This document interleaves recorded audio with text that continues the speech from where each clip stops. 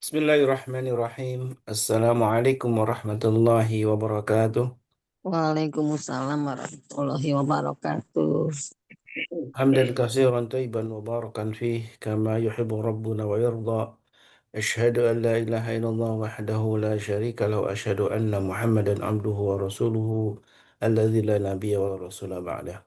Allahumma shalli wa sallim wa karim wa barik ala nabiyyina wa syafi'ina wa maulana wa qudwatina wa imamina Muhammad wa ala alihi wa sahbihi wa man ittaba'ahum bi ihsanin ila yaumil amma ba'du. Alhamdulillah wa syukurillah. Tidak kata yang pertama dan utama kita ucapkan rasa syukur kita kepada Allah Tabaraka wa Ta'ala yang telah begitu banyak memberikan kita kenikmatan yang paling agung tentu iman dan Islam yang menjadi penggerak nasihat ini kita istiqamah untuk hadir dalam majlis ilmu. Yang alhamdulillah di pagi ini kita akan dibimbing oleh guru kita Ustaz Hasan Bisri Hafizahullah Ta'ala. Salawat dan salam tentu senantiasa kita curahkan kepada Nabi kita baginda Rasulullah SAW, dan kita selalu memohon kepada Allah untuk melimpahkan salawat dan salam juga untuk keluarga beliau, para sahabat, dan juga mudah-mudahan kita termasuk umatnya yang kelak akan mendapatkan syafaat dari beliau. Amin Allahumma amin. Sahabatku yang dimuliakan Allah, di pagi ini insya Allah kita akan melanjutkan apa yang sudah kita bahas di 2 pekan lalu ya, tentang bagaimana fenomena yang terjadi di sekitar kita, fenomena gaib yang sungguh bukan sebuah eh, tipu-tipu, ternyata memang ada ya sebuah upaya pencurian dengan makhluk gaib yang sudah kita kenal dengan istilah tuyul ya. Dan alhamdulillah kita sudah mendapatkan satu pencerahan dari guru kita Ustaz Hasan Bisri, dan betapa banyak pengalaman yang sudah disampaikan oleh beliau di 2 pekan lalu tentang ternyata ini kejadian dan banyak sekali korban-korbannya yang hartanya dicuri ya oleh makhluk gaib dengan tentu eh, kerjasama dengan para dukun dan orang-orang yang ingin dapat kekayaan dengan cara-cara yang syirik, dan inilah yang tentu menjadi pengingat untuk kita semua supaya kita menjaga harta kita dan eh, keluarga kita dari gangguan atau eh, keburukan dari makhluk gaib, yaitu setan dari bangsa jin. Dan sebelum masuk kajian, tentu senantiasa diingatkan untuk mari sama-sama untuk memanfaatkan pagi yang penuh berkah dengan keberkahan harta kita yang insya Allah juga menjadi salah satu wasilah kita untuk mendapatkan ridha Allah Subhanahu wa taala. Dan alhamdulillah guru kita sudah bersama kita Ustaz Hasan Bisri, Allah taala. Kita doakan dan Allah Subhanahu wa taala senantiasa curahkan kesehatan, keberkahan, dan juga untuk keistiqomahan dalam dakwah beliau. Karena dakwah ruqyah ini sungguh berat ya Ustaz ya. Dakwah yang tidak banyak para ustadz menempuh jalan ruqyah karena musuhnya ternyata tidak kelihatan. Musuhnya bangsa jin, bahkan banyak sekali dukun-dukun yang tentu eh, menjadi terganggu dengan upaya kita para ustadz yang alhamdulillah istiqamah untuk menyebarkan dakwah ruqyah ini.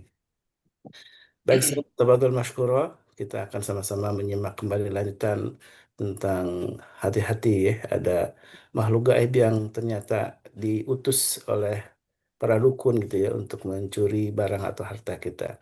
Tabadul masykuro, Ustaz. Baik, terima kasih. Jazakallah khairan. Baik. Bismillahirrahmanirrahim. Assalamualaikum warahmatullahi wabarakatuh. Waalaikumsalam Waalaikumsalam warahmatullahi warahmatullahi wabarakatuh. wabarakatuh.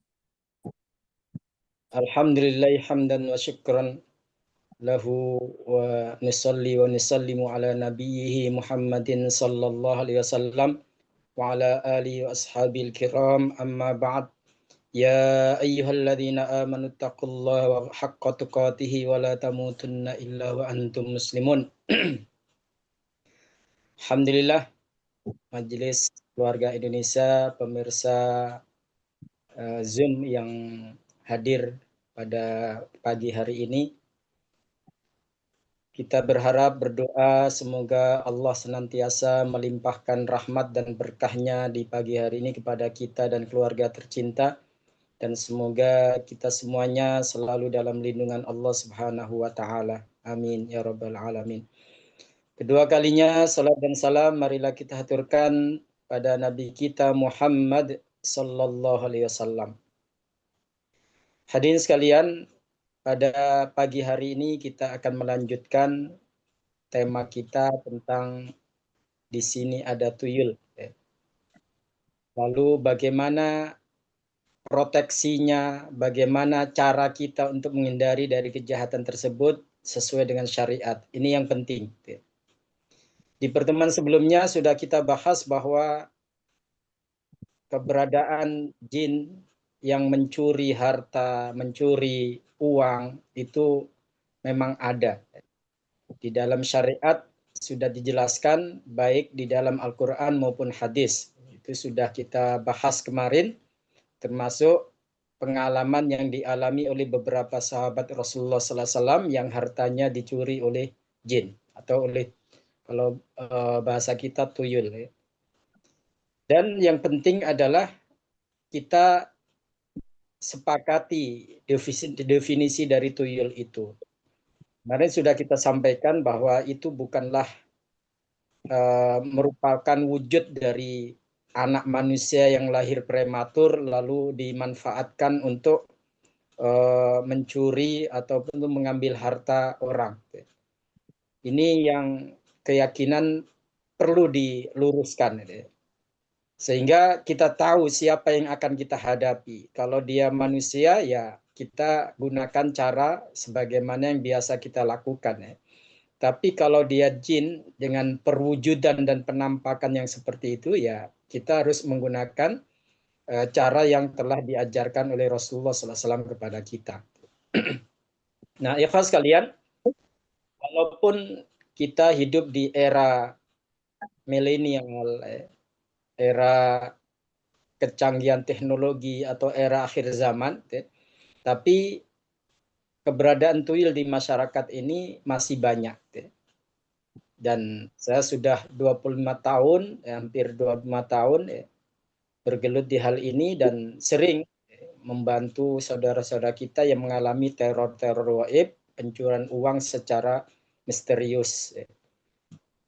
Apalagi hadis kalian, saya tadi sewaktu menunggu Zoom dibuka sempat iseng apa mereka memanfaatkan teknologi ini untuk menjajakan tuyul ke masyarakat ya.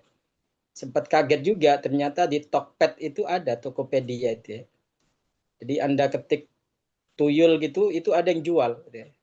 Tuyul yang second atau tuyul yang ori gitu ya. Itu ada ternyata. Gitu ya. Harganya juga lumayan, sekitar 20 jutaan gitu ya. Begitu pula di TikTok gitu ya. Di TikTok itu ada yang jual tuyul ke masyarakat gitu ya. Wallahu alam apakah itu penipuan atau memang prakteknya seperti itu.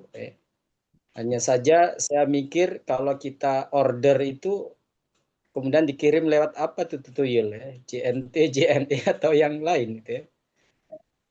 Dan tentu kalau dalam syariat kita ini termasuk jual beli yang diharamkan karena unsur horornya itu sangat tinggi gitu ya.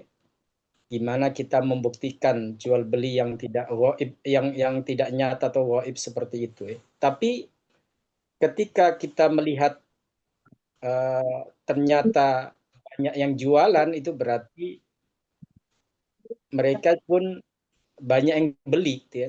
Mereka banyak yang beli ya. Nah, disinilah ikhwas sekalian, terlepas itu penipuan atau tidak, yang jelas praktek fakta di masyarakat bahwa mereka sering mengalami kehilangan uang secara misterius itu masih ada dan banyak. Nah, hadirin sekalian, yang perlu kita waspadai adalah fitnah yang ditimbulkan.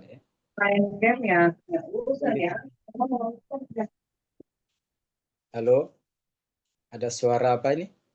Iya, mohon ditutup ya mic-nya jamaah. Silakan. Silakan saat Afwan tadi ada yang mungkin belum ditutup ini audio. Iya. Fitnah yang dimunculkan ya, mereka ingin kita berselisih satu sama lain.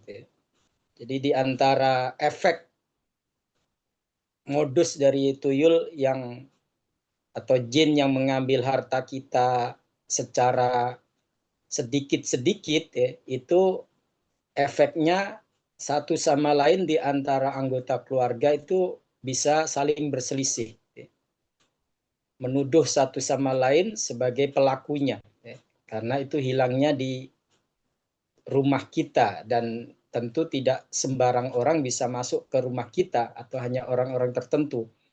Nah, biasanya kalau terjadi hal seperti itu, yang tertuduh adalah orang dekat, entah itu pasangan kita sendiri atau anak kita atau istilahnya pembantu atau yang membantu di rumah kita.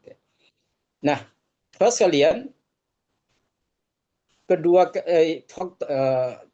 jenis yang kedua, yaitu fitnah yang kedua, yaitu mengadu domba. Dan banyak orang yang ketika mengalami hal seperti itu akhirnya cekcok dengan orang-orang terdekatnya, baik itu suami atau istri atau anak. Bahkan saya beberapa kali menangani kasus seperti ini sampai mereka menggugat ke pengadilan, gugat cerai pasangannya. Bahkan ada yang sudah bercerai karena tadi harta suami suka hilang, padahal ditaruh di kamar, harta istri suka hilang padahal ditaruh di kamar. Akhirnya mereka menggunakan logika, nggak mungkin orang lain, saling menuduh satu sama lain, terjadi cekcok sehingga keharmonisan rumah tangga pun akhirnya rusak. Dan ini merupakan di antara tujuan atau goal yang ingin dicapai oleh iblis atau oleh setan, yaitu merusak rumah tangga kita. Kemudian selanjutnya ada juga yang akhirnya terjerumus pada cara yang salah atau yang sesat. Mereka akhirnya melakukan ritual-ritual yang menyimpang, yang syirik. Dan ini juga termasuk tujuan setan untuk menjerumuskan kita pada kesyirikan. Nah, ini yang perlu kita waspadai. Jangan sampai kita masuk pada jebakan mereka atau perangkap mereka. Nah, hadirin sekalian, ada beberapa cara yang biasa digunakan masyarakat kita untuk menghalau atau untuk menghindari dan memproteksi teror tuyul itu, supaya uang mereka nggak hilang. Dan ini bisa dikatakan bagian dari tahayul, tahayul untuk mengusir tuyul. Misalnya mereka akhirnya mengundang dukun ke rumah, padahal syariat kita sudah jelas, Rasulullah mengatakan wala ta'tul kuhan, janganlah kalian menggunakan jasa dukun. Itu jelas Rasulullah sudah memberikan warning kepada kita, memberikan larangan agar tidak interaksi dengan mereka atau menggunakan jasa mereka. Atau ada juga yang dengan menggunakan jimat, dia beli jimat untuk mengusir setan atau untuk memprotek rumah mereka dari kehadiran atau kedatangan tuyul tersebut. Lalu dipasang di pintu-pintu rumah atau di jendela atau di mana saja sesuai dengan arahan dukun tersebut. Dan ini masih banyak masyarakat kita yang menggunakan jimat. Dan Rasulullah sudah menegaskan, man allaqa tamimatan faqad asyrak. Siapa yang pakai jimat maka dia telah syirik. Jadi kalau kita menempuh jalan ini agar aman dari teror mereka, berarti kita sudah masuk pada jebakan mereka. Apakah setelah itu hartanya aman? Belum tentu juga. Banyak faktanya ternyata jimat itu nggak punya pengaruh.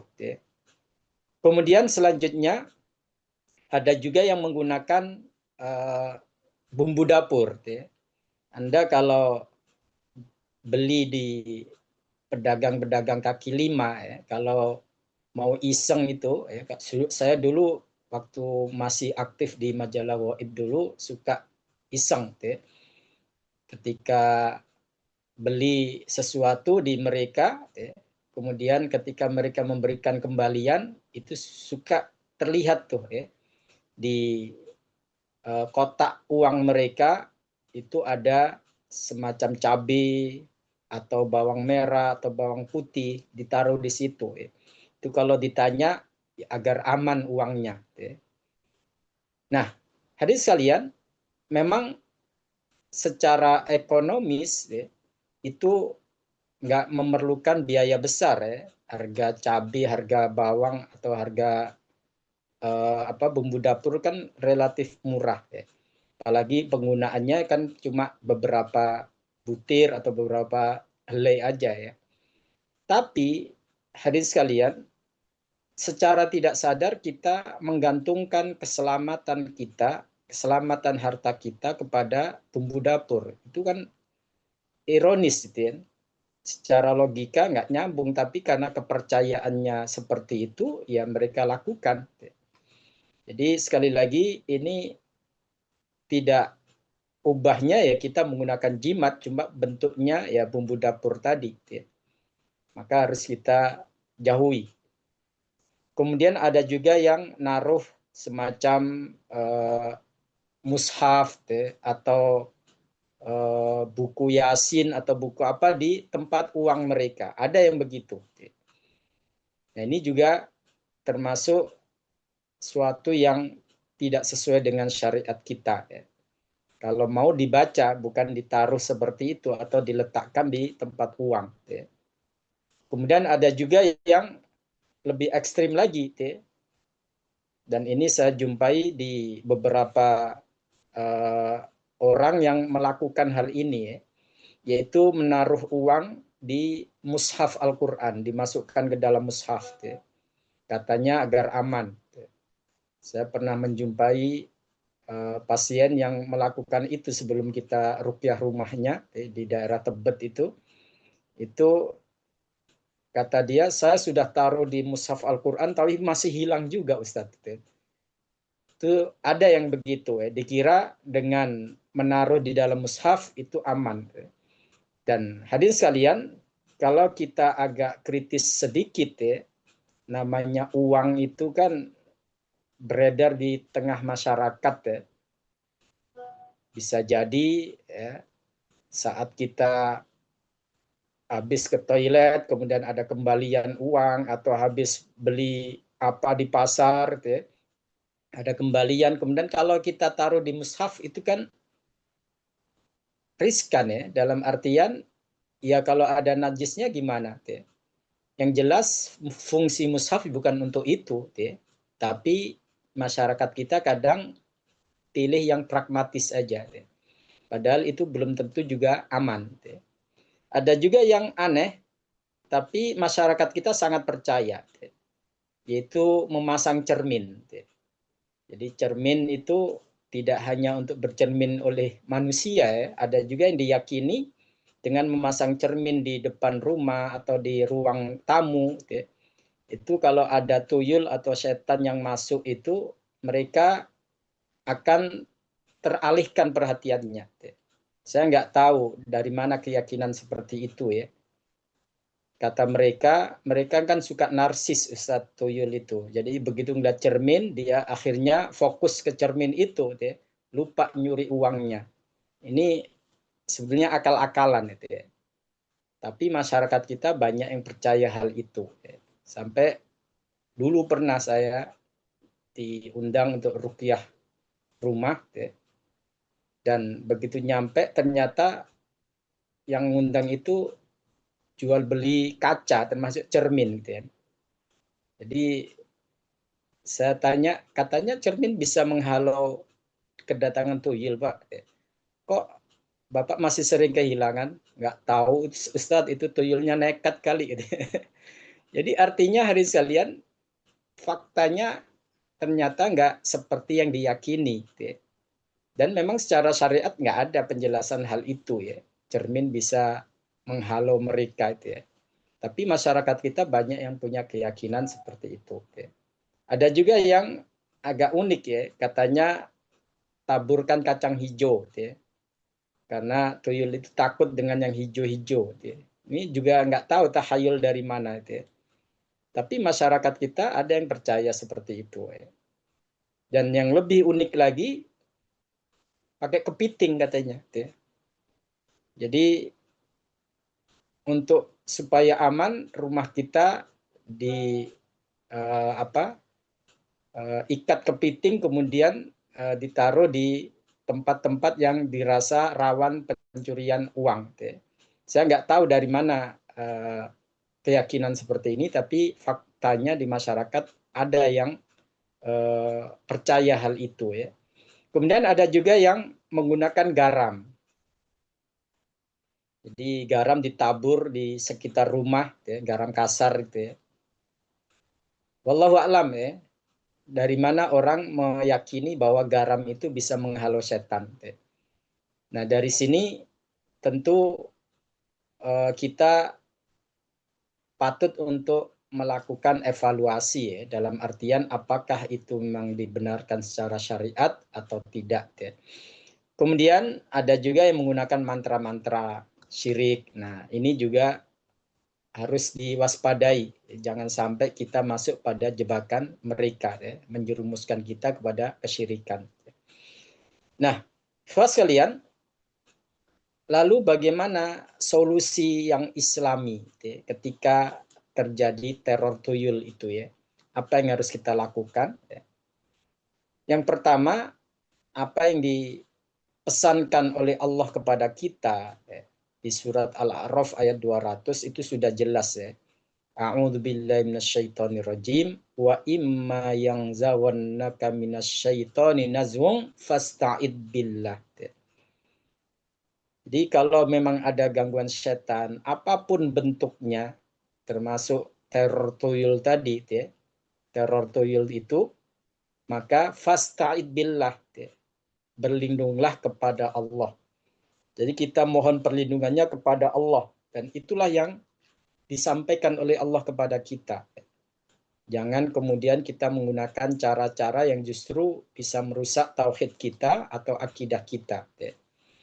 Dan di surat Al-Mu'minun 97-98 kan sudah jelas sekali itu bagaimana Allah mendikte kita untuk berlindung kepadanya.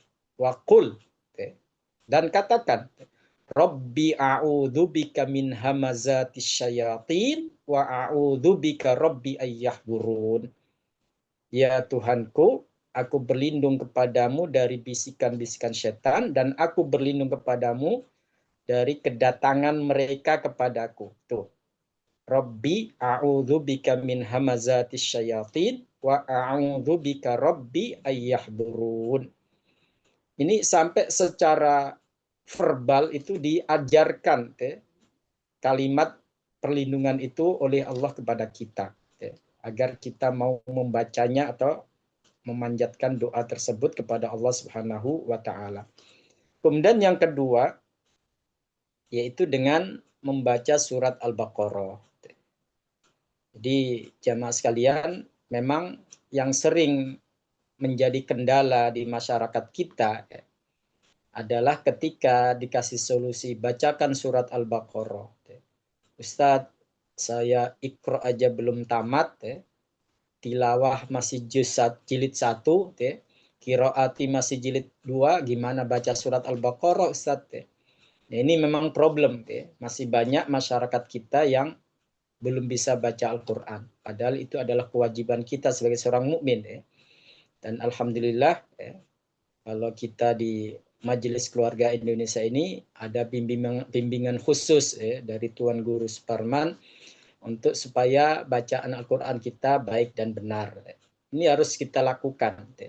Karena di antara solusi yang diberikan oleh Allah dan Rasul-Nya kepada kita saat mengalami teror-teror tersebut, yaitu dengan membaca Al-Quran, di antaranya adalah surat Al-Baqarah. Di dalam hadis riwayat Imam Muslim, Rasulullah memberikan garansi kepada kita. La taj'alu buyutakum maqabir inna syaitana yanfiru minal baitil ladzi tuqra'u fi suratul Baqarah. Tuh. Rasulullah garansi. Janganlah menjadikan rumah kalian laksana kuburan. Sesungguhnya setan akan kabur dari rumah yang di dalamnya dibacakan surat Al-Baqarah. Jadi di sini kita niatkan untuk tilawah, membaca Al-Quran yang setiap huruf akan dibalas 10 kebaikan oleh Allah. Kemudian kita niatkan juga untuk memohon perlindungan kepada Allah dari teror setan atau tuyul tadi. Di dalam hadis riwayat Imam Ad-Darimi, Rasulullah mengatakan, Inna syaitana idha sami'a surat al-Baqarah tuqra'u fi baitin kharaja minhu. Kalau setan mendengar surat Al-Baqarah dibaca di suatu rumah, maka dia akan keluar darinya. Nah, dari sini kita tahu hadirin sekalian, dan ini merupakan resep yang harus kita yakini kemujarabannya atau kemanjurannya. Kenapa? Karena yang paling paham karakter setan adalah penciptanya, yaitu Allah Subhanahu wa Ta'ala. Ketika Allah menginformasikan hal itu kepada kita melalui Rasul kita Muhammad Sallallahu Alaihi Wasallam, berarti itu informasi yang valid. A1 ini ya. Artinya jangan ragu lagi, karena memang itulah kebenaran yang disampaikan oleh Nabi kita Muhammad Sallallahu Alaihi Wasallam. Jadi jangan sampai kita justru mencari solusi yang lain, lalu meninggalkan solusi yang paten yang sudah diajarkan oleh Rasulullah kepada kita. Kemudian hadirin sekalian, begitu pula kita diperintahkan untuk mengumandangkan azan. Jadi kalau kita melihat ada atau merasakan ada aksi teror tuyul di rumah kita, kumandangkan adzan seperti adzan sholat. Di dalam hadis riwayat Imam Ahmad dari sahabat Jabir radhiallahu an, Rasulullah bersabda, wa idza taghawwalatil ghilan fanadu bil adzan. Jadi kalau kalian melihat penampakan kehadiran setan di rumah kamu, maka kumandangkanlah adzan. Kenapa hadis kalian? Karena di dalam hadis yang lain Rasulullah menyebutkan bahwa ketika dikumandangkan adzan, adbar syaitan walahu durate. Setan akan kabur saking takutnya mereka itu sampai terkentut-kentut, lari terkentut-kentut. Hatta la yasma' ta'dhin, sampai mereka tidak mendengarkan adzan tersebut. Artinya di sini kembali lagi suatu fenomena yang gaib yang diungkap oleh Rasulullah kepada kita. Kita nggak tahu seperti apa terbirit-biritnya setan ketika dengar adzan, karena kita nggak melihat apa yang mereka alami. Tapi info dari Rasulullah ini atau pemberitahuan Rasulullah ini merupakan ilmu bagi kita, dan Rasulullah nggak mungkin bohong.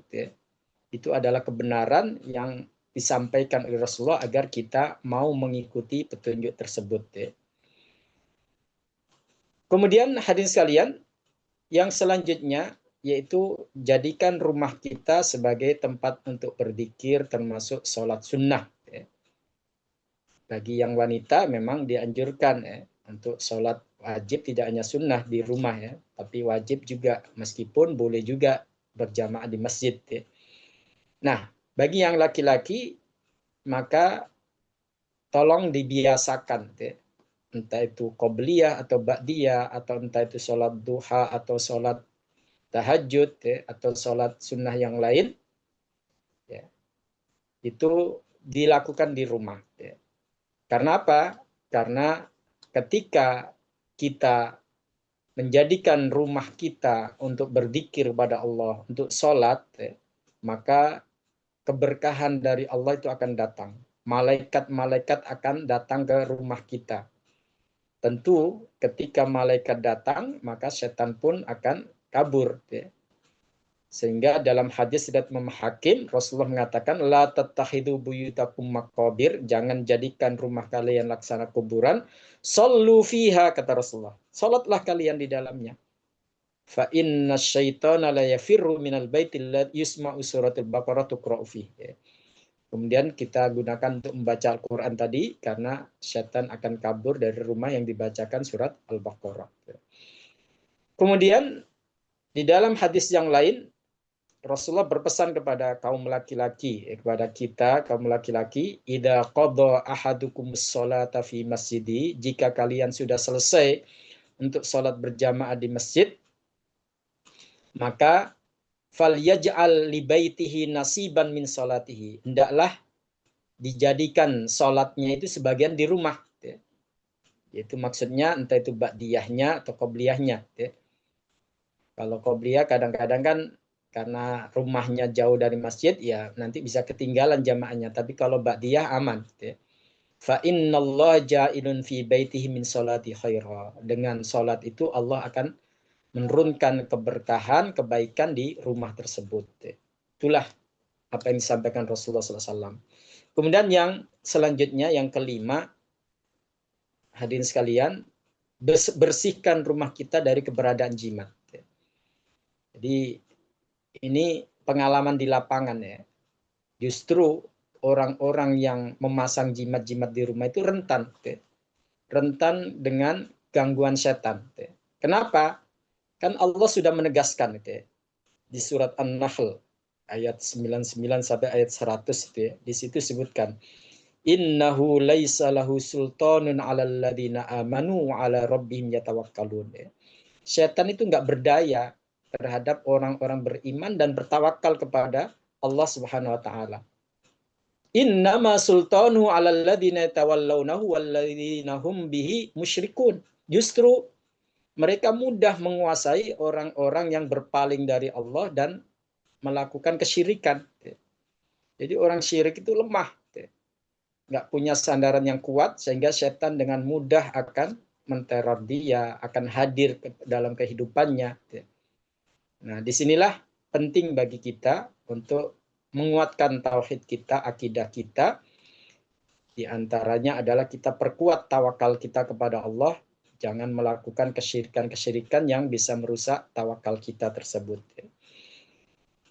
Nah, 5 poin itu kita lakukan ketika memang sudah kita rasakan sudah kita rasakan teror setan di rumah kita. Nah, bagi mereka yang belum merasakan, dan semoga kita semuanya tidak merasakan hal itu ya, kita dilindungi oleh Allah, tapi kita jangan diam begitu saja agar rumah kita tetap aman. Ada langkah-langkah yang diajarkan oleh syariat supaya kita dan keluarga kita, termasuk harta kita, diprotek, dilindungi oleh Allah dari teror mereka, termasuk teror tuyul. Nah, yang pertama apa yang harus kita lakukan untuk memproteksi itu, yaitu kita bacakan surat Al-Baqarah. Jadi kalau memang ada waktu yang luang, silahkan baca surat Al-Baqarah. Tidak hanya untuk mengusir keberadaan setan dari rumah kita, tapi surat Al-Baqarah juga double fungsi untuk memproteksi juga. Jadi proteksi bisa, pengusiran bisa, kuratif dan protektif. Nah, hadirin sekalian, terkait Al-Baqarah sebagai proteksi, itu Rasulullah bersabda dalam hadis riwayat Imam Ahmad, la taj'alu buyutakum maqabir. Jangan kalian jadikan rumah laksana kuburan. Wa innal baital ladzi yuqra'u fi suratil Baqarah la yadkhulu syaitan. Karena rumah yang dibacakan surat Al-Baqarah tidak akan dimasuki oleh setan. Di tegas dalam hal ini Rasulullah SAW memberitahukan kepada kita terkait dengan khasiat atau manfaat dari surat Al-Baqarah itu. Nah, kalau memang kita nggak punya waktu banyak, sementara kita ingin rumah kita tetap aman, boleh membaca sebagian dari surat Al-Baqarah, yaitu 10 ayat. Ini ada hadisnya di dalam riwayat Imam Ad-Darimi. Hadis ini sahih dari Abdullah bin Mas'ud radhiyallahu an, bahwa siapa yang membaca 10 ayat dari surat Al-Baqarah, lam yadkhul dzalikal bait syaitonun tilkal lailah. Maka pada malam itu, pada hari itu, setan tidak akan masuk rumah tersebut, rumah yang dibacakan 10 ayat ini. Yaitu 4 ayat di permulaan surat Al-Baqarah, kemudian ditambah ayat kursi dan 2 ayat setelahnya, sehingga menjadi 7 ayat, lalu ditambah 3 ayat terakhir dari surat Al-Baqarah. Jadi ini lebih singkat memang. Kalau surat Al-Baqarah panjang, kita diberikan pilihan juga boleh menggunakan 10 ayat dari surat Al-Baqarah itu. Atau kalau mau lebih simple lagi, lebih singkat lagi, yaitu baca ayat kursi. Baca ayat kursi. Di dalam hadis riwayat Imam Tabrani yang disahihkan oleh Imam Al-Haythami rahimahullah, Rasulullah bersabda, wa adulluka ala ayatin taqra'uha ala baitika fala tukhalifu ahlak. Aku tunjukkan kepadamu ayat yang apabila kamu baca di rumahmu, maka keluargamu tidak akan diganggu. Maaf, bentar.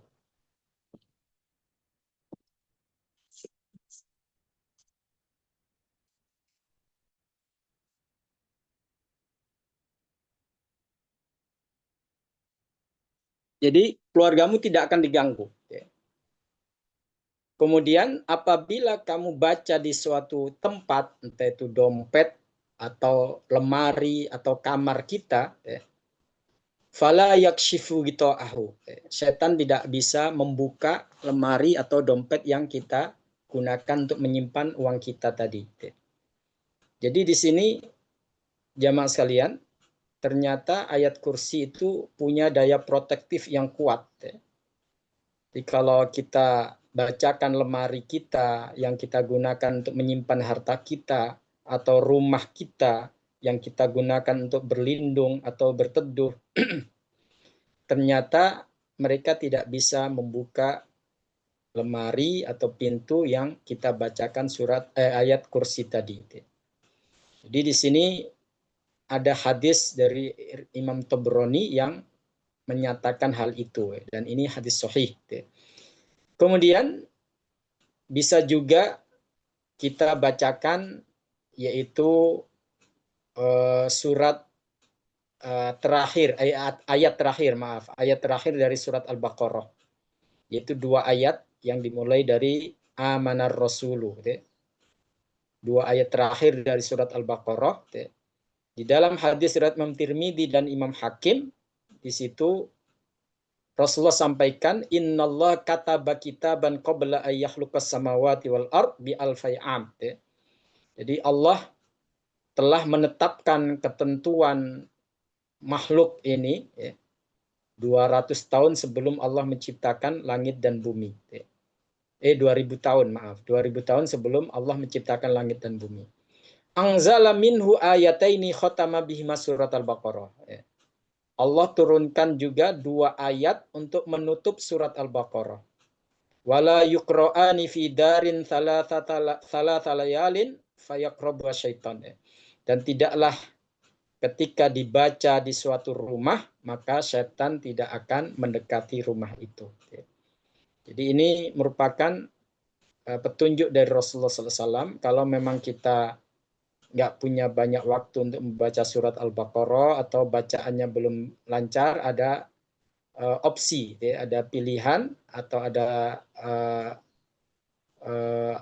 istilahnya jalan pintasnya, alternatifnya, yaitu dengan membaca 10 ayat dari surat Al-Baqarah atau ayat kursi atau 2 ayat terakhir dari surat Al-Baqarah.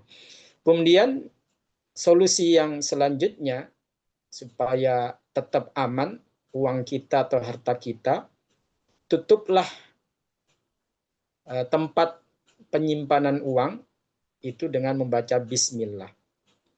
Jadi bismillah. Saat kita taruh uang di dompet, kita tutup dengan bismillah. Saat kita taruh uang di lemari, kita tutup dengan bismillah. Nah, di sini ikhwas sekalian disebutkan dalam hadis riwayat Imam Bukhari dan Muslim. Wa aghliqul abwaba wadhkur smallahi. Tutuplah pintu-pintu kalian dan sebutlah nama Allah. Fa inna syaitana la yaftahu baban mughlaqa. Karena setan tidak bisa membuka pintu yang ditutup dengan membaca basmalah.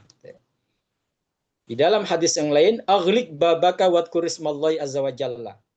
Ini hadis riwayat Imam Ahmad. Tutuplah pintumu dan sebutlah nama Allah. Fa inna syaitana la yaftahu baban mughlaqa.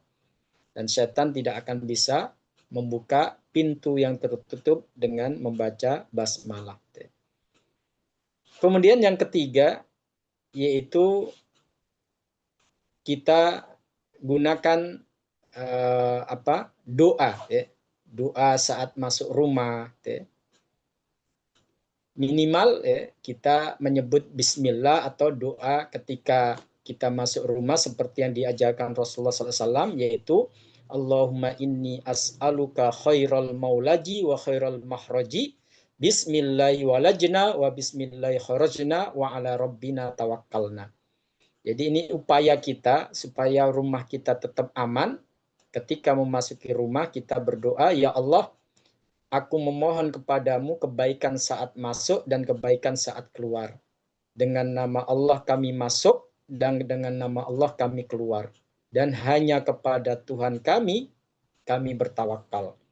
Ini merupakan kepasrahan kita kepada Allah Subhanahu wa taala sebagai zat yang maha kuat, yang maha kuasa, yang bisa melindungi kita dari berbagai macam mara bahaya termasuk teror tuyul tadi itu ya. Kemudian selanjutnya kita gunakan rumah untuk banyak berzikir. Mathalul ladzi yuzkarullahu fihi mathalul baitil ladzi yuzkarullahu fi, perumpamaan rumah yang digunakan untuk berzikir, wal baitil ladzi la yuzkarullahu fi, dan rumah yang tidak digunakan untuk berzikir, mathalul hayyi wal mayyit. Itu seperti perbedaan antara orang hidup dan orang mati. Jadi kalau orang hidup itu bisa berbuat sesuatu untuk menghindari hal-hal yang mengancam dirinya. Tapi kalau orang mati, mau kita apain juga nggak bisa membela dirinya. Artinya kalau kita gunakan rumah kita untuk berzikir, maka rumah itu akan diberikan oleh Allah pelindung, malaikat yang bisa memprotek kita dari berbagai macam mara bahaya termasuk teror tuyul yang kita khawatirkan. Jadi hadirin sekalian, ini sebenarnya langkah-langkah praktis dan aman karena memang petunjuk ini dari Rasulullah SAW. Dan kita tidak perlu khawatir akidah kita akan rusak atau tauhid kita akan tergadaikan. Kenapa? Karena ini petunjuk merupakan suatu yang bernilai tauhid yang tinggi. Kita diajak oleh Rasulullah hanya berlindung kepada Allah, bertawakal kepadanya. Dan itulah seharusnya yang dilakukan oleh orang mukmin seperti kita. Jangan sampai kemudian saat menghadapi teror tuyul kita malah masuk pada jebakan-jebakan mereka seperti yang sudah kita bahas tadi. Demikian hadirin sekalian, semoga ini bisa memberikan ilmu kepada kita semuanya dan semoga kita semuanya selalu dalam lindungan Allah. Dan ketika ujian dari Allah itu datang kepada kita, termasuk teror-teror dari musuh kita, jangan sampai kemudian kita berpaling dari Allah atau menyekutukan Allah, tapi kita harus lebih dekat lagi kepada Allah dengan cara-cara yang sudah diajarkan oleh Rasulullah kepada kita semuanya. Amin ya rabbal alamin. Demikian hadirin sekalian. Terima kasih Ustadz. Alhamdulillah jamaah MKS sekalian, kita sudah mendengarkan, menyimak tentang tuyul yang selama ini saya hanya lihat di film-film Ustadz ya. Mangga kepada jamaah MKS sekalian diberkahi Allah, kalau ada hendak yang ditanyakan, yang belum ngerti, yang pengen lebih jauh lagi tahu, silakan raise hand. Silakan, mangga para jamaah. Ustadz Holisnya lagi ini, Ustadz lagi izin ada keperluan. Ya. Gimana Pak jamaah? Saya Bude. Ya, silakan. Assalamualaikum warahmatullahi wabarakatuh. Waalaikumsalam warahmatullahi wabarakatuh. Ustadz minta pengalamannya dong. Kan Ustadz ini kan yang paling sering bacain doa ya. di antara yang lain. Setiap ketemu pasti bacain doa. Nah, adakah jin itu sering mengganggu Ustadz gitu? Padahal kan biasanya kalau jin nggak ini apa agak takut gitu sama orang yang sering doa, yang menguatkan iman. Gimana Ustadz pengalamannya? Makasih ya, Assalamualaikum. Ya. Waalaikumsalam warahmatullahi wabarakatuh. Baik, hadirin sekalian, kita sebagai hamba Allah ketika menyatakan diri sebagai hamba Allah, pasti setan tidak akan suka. Artinya permusuhan kita dengan setan itu permusuhan yang abadi. Permusuhan yang abadi. Berarti kalau seperti itu, kalau seperti itu, kita diperintahkan oleh Allah dan Rasul-Nya untuk selalu berzikir. Apakah pernah terjadi semacam serangan? Wallahu alam.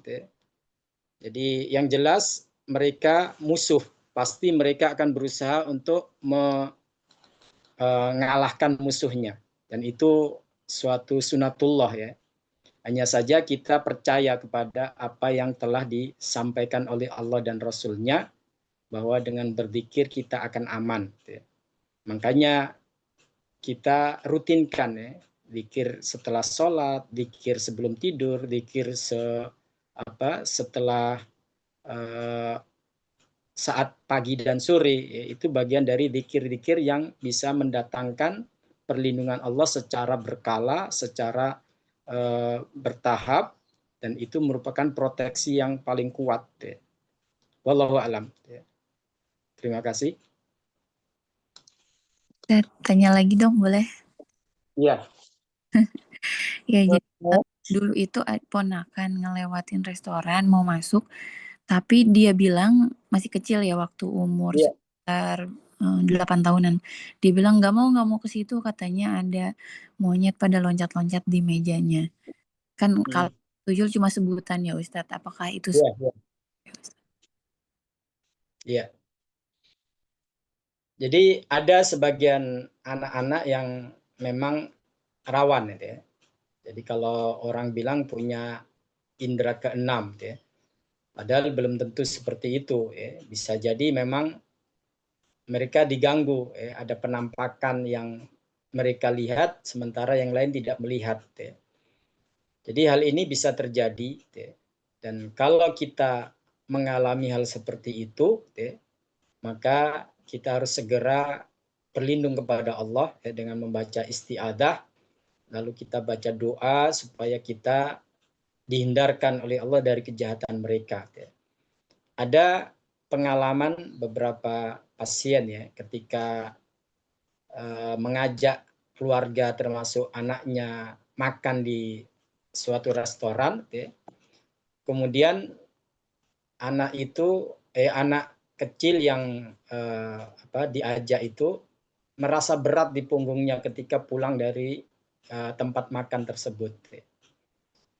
Dan orang tuanya mengira bahwa itu sakit medis ya, sehingga diperiksakan ke dokter, kok anak saya mengalami rasa berat di punggungnya atau di pundaknya. Ya.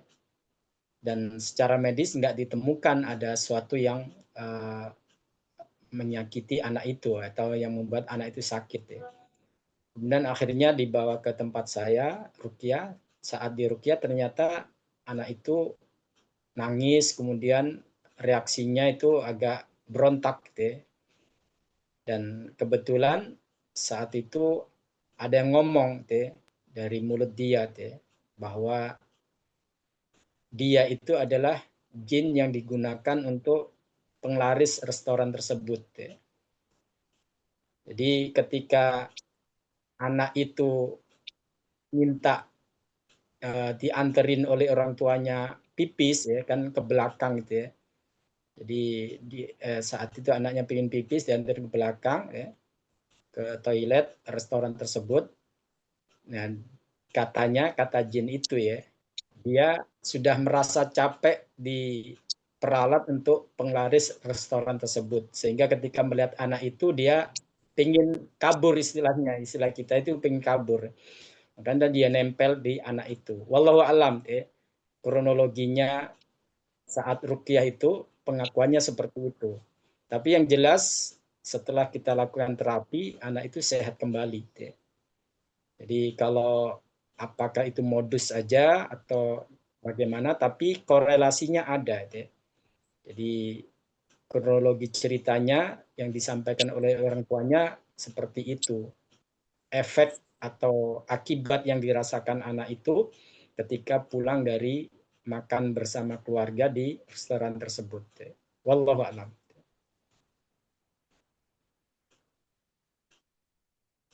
Masih ada yang lain? Ya.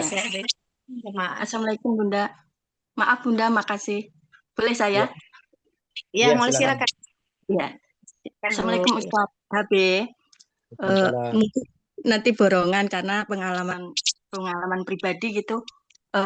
Orang tua saya itu terus terang udah almarhum sih. Suka mengamalkan zikir pagi siang, termasuk aktif banget gitulah. Cuma beliau itu mempunyai amalan yang ditentukan gitu.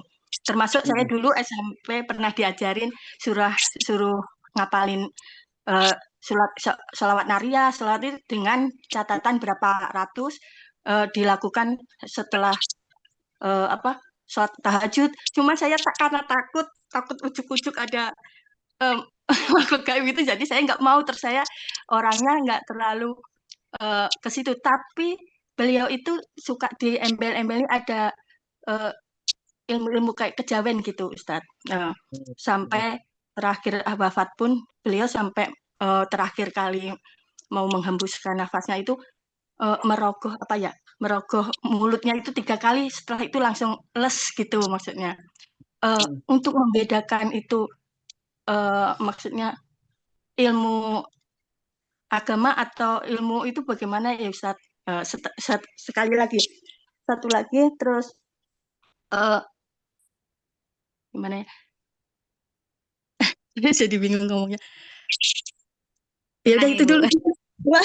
Saya siap, makasih Ustadz, mohon penjelasannya. Terima kasih. Hadirin sekalian, memang ada orang-orang yang ketika mengamalkan zikir-zikir dari Rasulullah SAW itu dicampur dengan yang lain. Mungkin karena keyakinan masa lalunya yang belum tuntas atau yang belum hilang. Sehingga dikombin, dioplos dengan zikir yang lain. Memang kita sebagai orang yang nggak begitu paham bahasa Arab, karena banyakkan zikir kan memang berbahasa Arab itu lebih temannya yaitu pure apa yang sudah diajarkan oleh Rasulullah SAW pada kita, termasuk terkait jumlah bilangan, memang ada perintah untuk kita berzikir sebanyak-banyaknya. Hanya saja ketika kita melakukan zikir tersebut dengan bilangan tertentu, alangkah baiknya kalau memang itu merupakan resep atau formulasi yang memang sudah diajarkan Rasulullah, seperti kita baca tasbih, tahmid, takbir setelah sholat masing-masing 33 kali atau baca la ilaha illallah wa la syarikalah lahul mulku wa lahul hamdu wa ala kulli syai'in qadir itu 100 kali ketika di pagi dan sore. Itu kan sudah disampaikan oleh Rasulullah seperti itu. Meskipun seandainya kita membacanya kurang dari itu juga nggak apa-apa, cuma keutamaannya berbeda. Hanya saja kalau di istilahnya diplot dengan sekian banyak, kemudian nanti Anda akan mengalami gini-gini. Nah ini yang terkadang rawan, rawan dalam artian karena kita melakukannya bukan karena Allah, karena kepentingan duniawi, supaya nanti wibawanya nambah, kemudian atasannya supaya sayang dan sebagainya. Itu kan sebenarnya efek dari zikir kalau kita lakukan betul-betul untuk Allah atau ikhlas, itu pasti akan kita dapatkan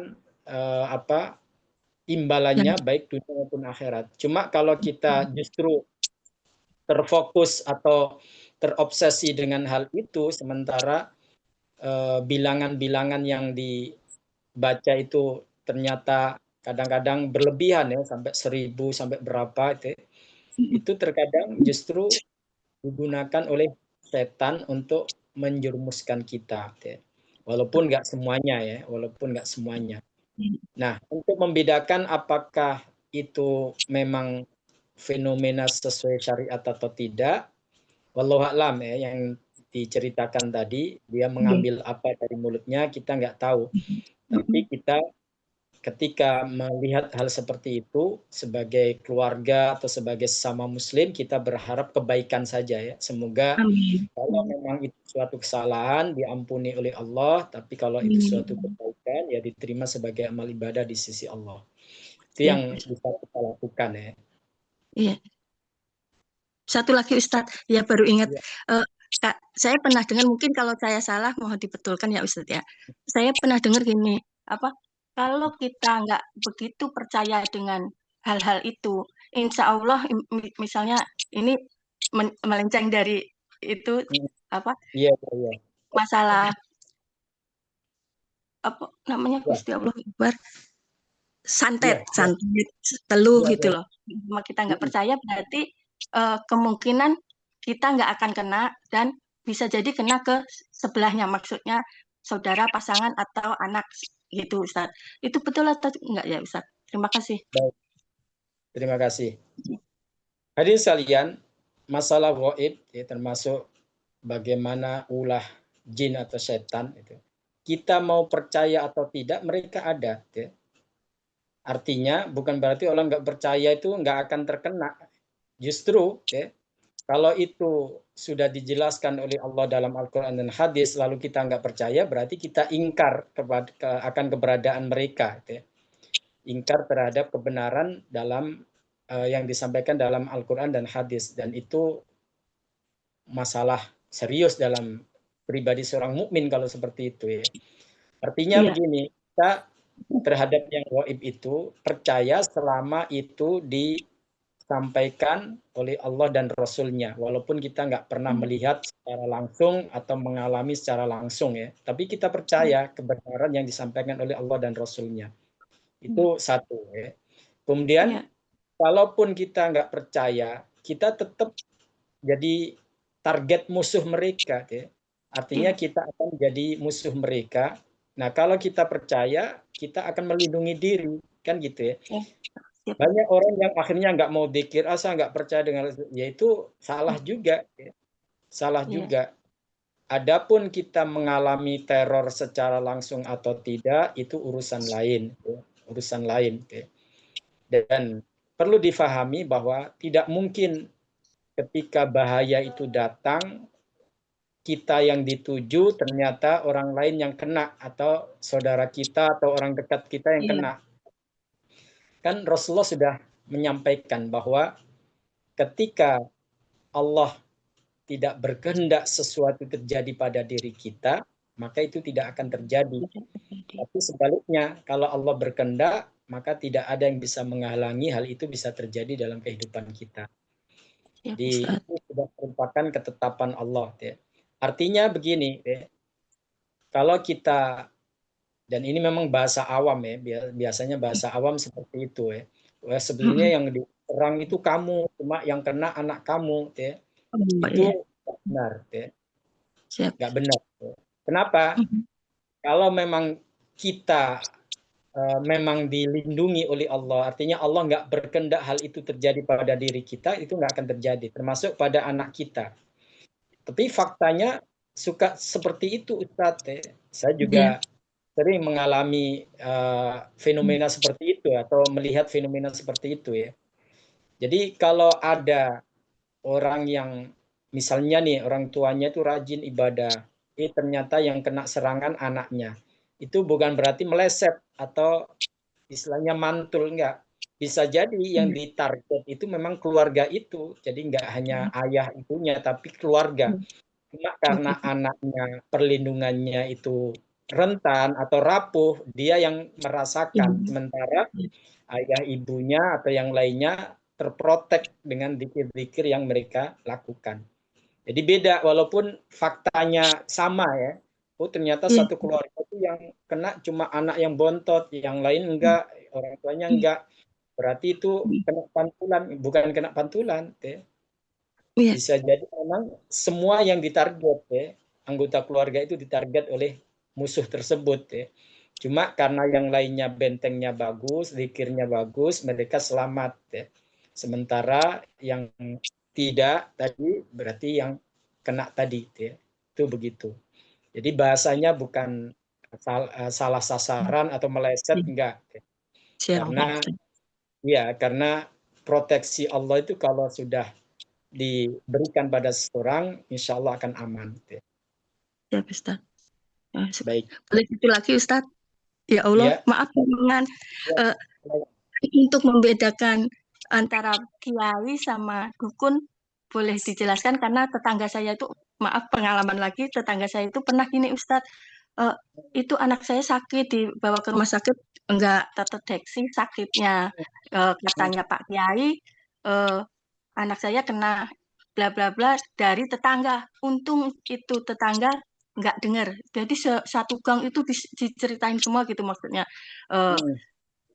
Maksudnya kalau anak ini kena ini, nggak taunya dengan berjalannya waktu dibawa ke rumah sakit radiasi komputer, sinar komputer gitu Ustadz.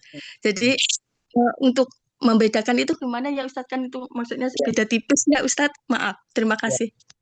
Ya, betul, terima kasih. Jadi adik sekalian, memang kita jangan terpaku oleh tampilan ya, karena tampilan itu bisa dibikin, bisa di setting, kan? Tapi kita lihat apa yang dia lakukan sesuai dengan syariat atau tidak. Ya. Walaupun tampilannya tampilan ustadz, tapi ternyata nggak sesuai dengan syariat, ya kita tidak wajib untuk mengikutinya. Ya. Dan biasanya, ya, kalau memang dia itu bukan ustadz, ya, itu suka menebar fitnah. Ya, ya tadi, oh ini orang dekatnya nih, tetangganya nih, orang sekitarnya nih yang melakukan. Itu kan bikin fitnah. Ya.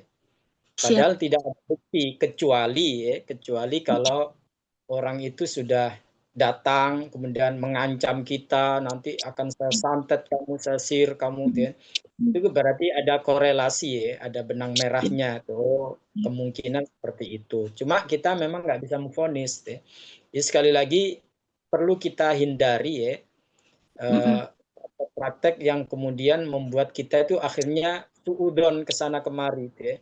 Kadang-kadang praktek yang disebut perdukunan itu modelnya begitu, menakut-nakuti kita dengan cara tadi. Oh ini bukan orang jauh yang melakukan ini. Akhirnya kita setiap orang dekat kita curigai. Kita akan malah suudzon itu. Padahal belum tentu. Ya, seperti yang dialami oleh yang Ibu ceritakan tadi, ternyata itu radiasi komputer, bukan dikerjain tetangganya, kan gitu ya. Nah, disinilah perlu kita waspadai ya. Kalau ada orang yang gampang menebar fitnah atau istilahnya memberikan dugaan-dugaan yang nggak berdasar, itu berarti nggak benar. Ya. Dan Allah sudah wanti-wanti kita ya, bahwa kita nggak boleh suudon. Ya. Bahkan di dalam Al-Quran sendiri kan disebutkan di surat Al-Hujurat itu. Ya ayyuhalladzina amanustanibu katsiran minadh-dhanni inna ba'dadh-dhanni itsmun. Ya. Karena don itu bisa jadi dosa kita nanti, karena kita mencurigai sesuatu yang nggak ada dasarnya. Maka kita harus hindari praktek-praktek semacam itu agar kita tidak diadu domba atau provokasi untuk membenci atau mencurigai orang-orang yang ada di dekat kita. Ya, Allah.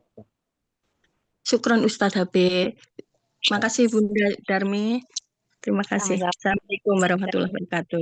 Waalaikumsalam. Wabarakatuh. Ada lagi Bapak Ibu jamaah sekalian? Persilakan, masih ada waktu.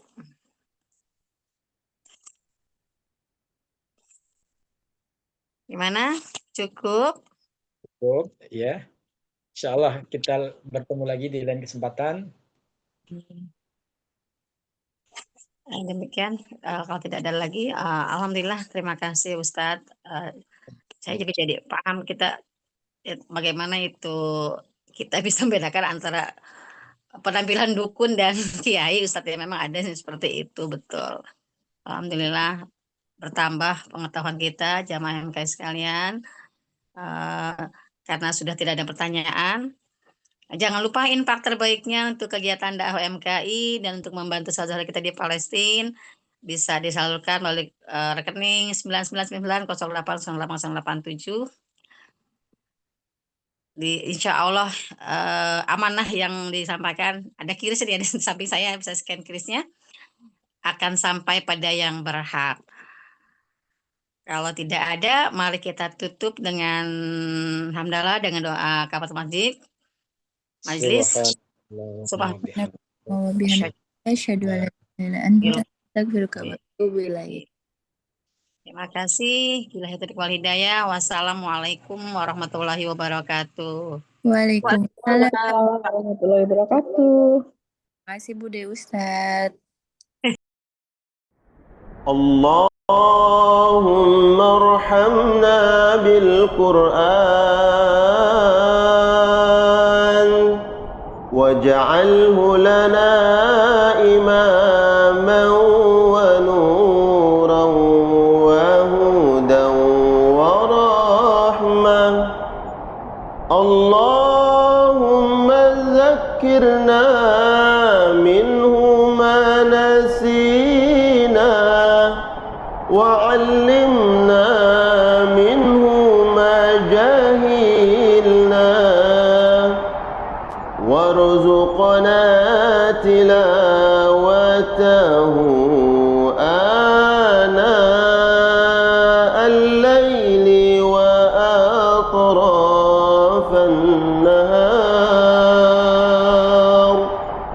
واجعله لنا حجة يا رب العالمين.